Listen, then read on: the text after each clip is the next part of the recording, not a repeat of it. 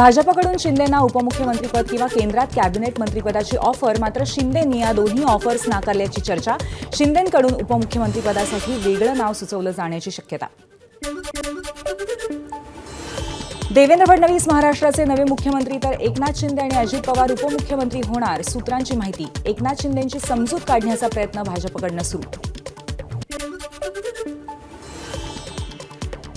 पुढच्या 48 तासात मुख्यमंत्रीपदाचा निर्णय होण्याची शक्यता. केंद्रात अधिवेशन सुरू असल्यामुळे मोदी शहा यांना वेळ मिळत नसल्याचं कारण देत शपथविधी लांबणीवर.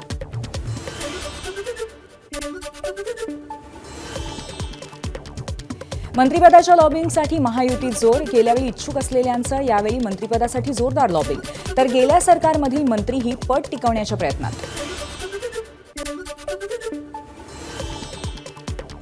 देवेंद्र फडणवीसांच्या सागर बंगल्यावर नेत्यांची गर्दी. शिवसेना आणि राष्ट्रवादीचे नेतेही फडणवीसांच्या भेटीला. मंत्रिपदासाठी गाठीभेटी सुरू असल्याची जोरदार चर्चा. मुख्यमंत्रीपदासाठी शिंदे गटाकडून अजित पवार गटाला संपर्क झाल्याची सूत्रांची माहिती. दोन्ही गटाच्या नेत्यांची वरिष्ठ पातळीवर चर्चा. काँग्रेसच्या नवनिर्वाचित आमदारांची आज मुंबईत बैठक. काँग्रेसचे महाराष्ट्र प्रभारी रमेश चेन्नीथला, प्रदेशाध्यक्ष नाना पटोले यांच्या उपस्थितीत बैठक होणार. पुन्हा मतपत्रिकेद्वारे निवडणुका घेण्यास सुप्रीम कोर्टाचा नकार. ईव्हीएमला विरोध करणारी याचिका सुप्रीम कोर्टानं फेटाळली. जिंकलं की तुम्हाला ईव्हीएम चांगले वाटतात, हरले की तुम्ही ईव्हीएममध्ये छेडछाड दिसते, सुप्रीम कोर्टाचं वक्तव्य. ईव्हीएम विरोधात महाविकास आघाडी आंदोलन उभारण्याची शक्यता. पराभूत उमेदवारांशी संवाद साधताना ठाकरेंचं सूतोवाच.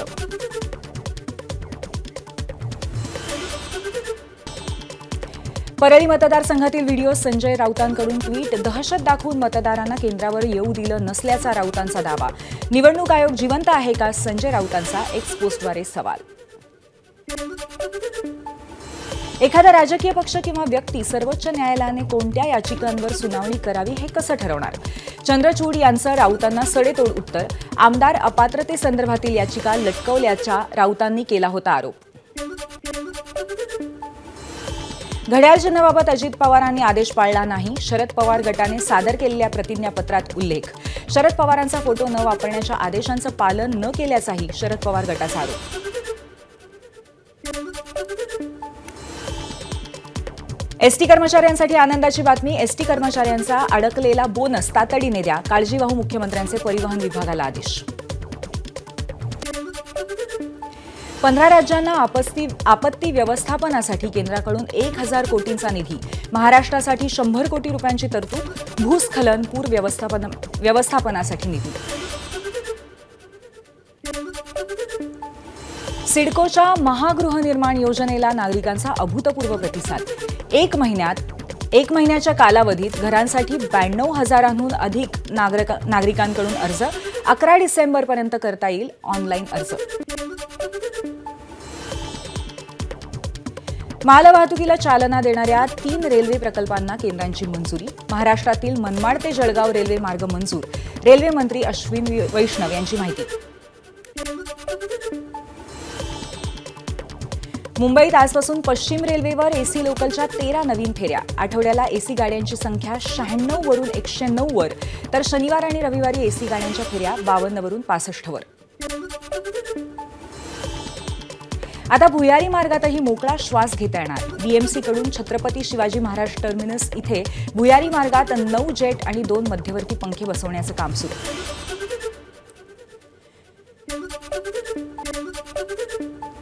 मुंबईला वेगवान करणाऱ्या कोस्टल रोडला ट्रेटापॉडची तटबंदी उभारण्याचा निर्णय. मुंबई महानगरपालिकेची घोषणा. तटबंदीमुळे सागरी जीवांचं संरक्षण होणार. 23 डिसेंबरपासून मुंबईहून सोलापूरला विमान सेवा. गोवा स्थित फ्लाय 91 या कंपनीने मुंबई ते सोलापूर आणि गोवा ते सोलापूर या मार्गावर विमान सेवा सुरू करण्याची केली घोषणा. ऑक्टोबर महिन्यात देशातील तब्बल 1,36,00,000 लोकांचा विमान प्रवास. गेल्या वर्षीच्या तुलनेत 5.3% वाढ. आगामी वर्षात एप्रिल ते जून दरम्यानच नवी मुंबई विमानतळ सुरू होण्याची शक्यता. नवी मुंबई विमानतळासाठी सध्या मार्च 20, 2025 ची डेडलाईन.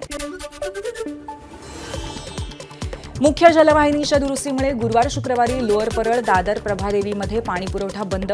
उद्या रात्री 10 वाजता दुरुस्तीचं काम हाती घेतलं जाणार. ते शुक्रवारी रात्री 8 पर्यंत पूर्ण करण्यात येणार.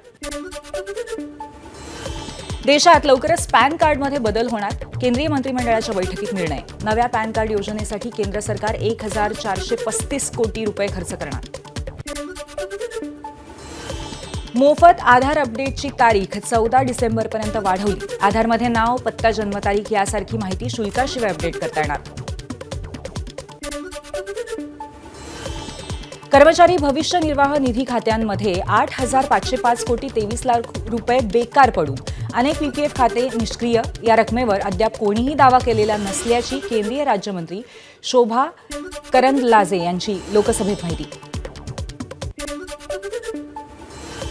आळंदीत ज्ञानेश्वर माऊलींच्या संजीवन समाधी सोहळ्यात 3 लाख भाविकांची उपस्थिती. इंद्रायणी नदी घाटावर आकर्षक विद्युत रोषणाई.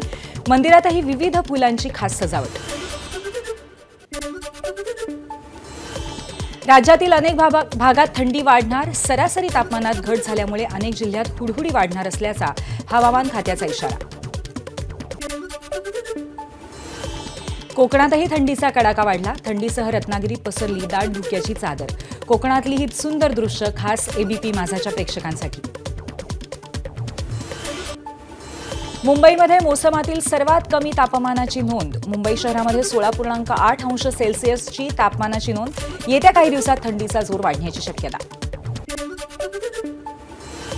परतीच्या पावसाचा फटका बसल्यामुळे कांद्यांच्या दरात वाढ. धुळे कृषी उत्पन्न बाजार समितीत 60 रुपये किलो दरानं कांद्यांची विक्री, तर लसूण तब्बल 500 रुपये किलोवर.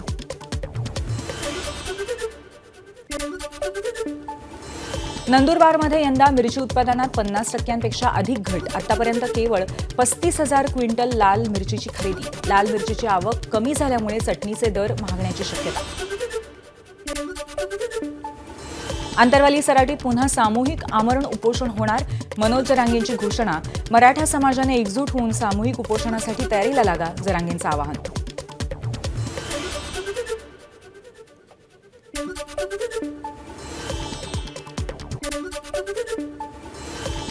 मराठा समाजाला कुणबी प्रमाणपत्र देऊ नये. मराठ्यांना दिलेली कुणबी प्रमाणपत्र स्थगित करावी. या मागणीसाठी ओबीसी कल्याण संघटनेचे अध्यक्ष मंगेश ससाणेंकडून दाखल याचिकेवर आज हायकोर्टात सुनावणी.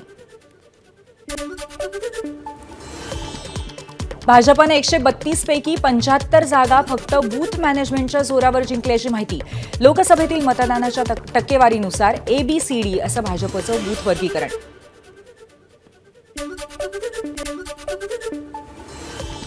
विधानसभेत निवडून आलेल्या सर्वपक्षीय 288 आमदारांपैकी 65% नवनिर्वाचित आमदारांवरती गुन्हे. भाजपच्या 132 पैकी 92 आमदारांवर विविध गुन्हे दाखल असून त्यातही 40% आमदारांवर गंभीर गुन्ह्यांची नोंद.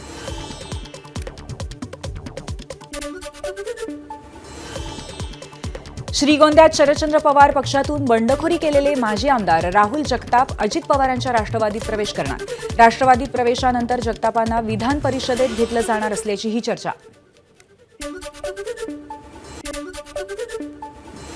मतदारसंघात परतताच अदिती तटकरेंनी मानले मतदारांचे आभार. तर मुख्यमंत्री महायुतीचाच होणार याचा आनंद. मात्र कोण होणार याचा निर्णय वरिष्ठ घेतील, तटकरेंचं वक्तव्य.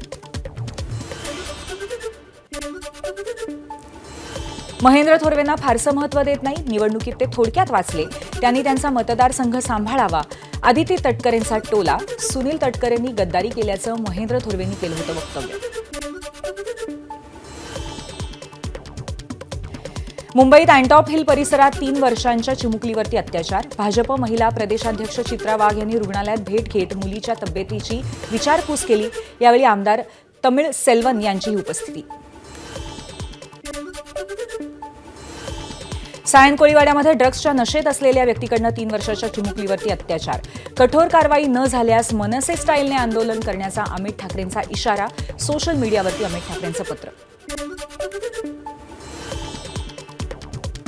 कल्याणच्या वायलेनगर परिसरातल्या व्हर्टेक्स इमारतीच्या 15, 16 आणि 17व्या मजल्यावरती आग. आगीमुळे परिसरात धुराचे लोट.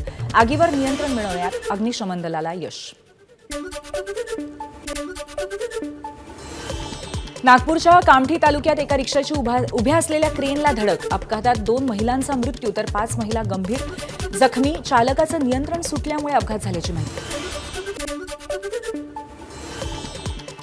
शेअर मार्केटमध्ये फायदा मिळवून देण्याचं आमिष दाखवून निवृत्त अधिकाऱ्याची 11 कोटींची फसवणूक. मुंबईच्या कुलाबा परिसरातली घटना, पोलिसांकडून तपास सुरू. बाबा सिद्दीकी प्रकरणातील आरोपींना स्वतःच्या खात्यातून पैसे पाठवण्यासाठी 50,000चं कमिशन मिळालं. अटकेतील आरोपी सुमित वाघचा खुलासा. नागपुरातून अटक केलेला सुमित हा शुभम लोणकरचा मित्र असल्याची माहिती.